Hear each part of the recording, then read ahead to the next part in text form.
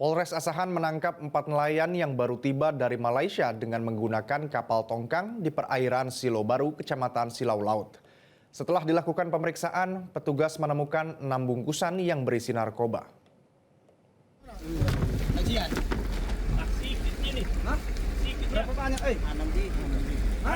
Inilah video amatir saat petugas dari Satuan Narkoba Polres Asahan menangkap nelayan yang menyelundupkan 6 kg sabu. Keempat tersangka ini mempunyai peran yang berbeda. Pelaku A dan J, warga Asahan, merupakan kurir yang membawa sabu dari perairan Malaysia. Sementara R dan T merupakan warga Palembang yang nantinya akan membawa barang haram tersebut ke Palembang untuk diedarkan di Palembang, Sumatera Selatan.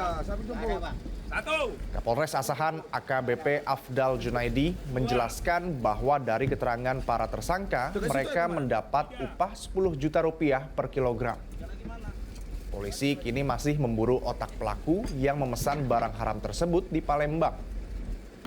Kini keempat nelayan tersebut mendekam di tahanan Polres Asahan dan terancam dengan pidana penjara 20 tahun atau seumur hidup atau hukuman mati. Pada saat diduga tersangka inisial A dan J pada saat berlabuh di perairan Polres Silau Baru, Kecamatan Laut, langsung kita amankan.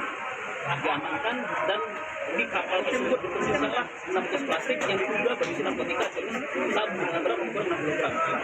Kemudian kami lakukan pengembangan, ternyata barang inilah pesanan dari saudara R dan T, warga dari Provinsi Sumatera Selatan.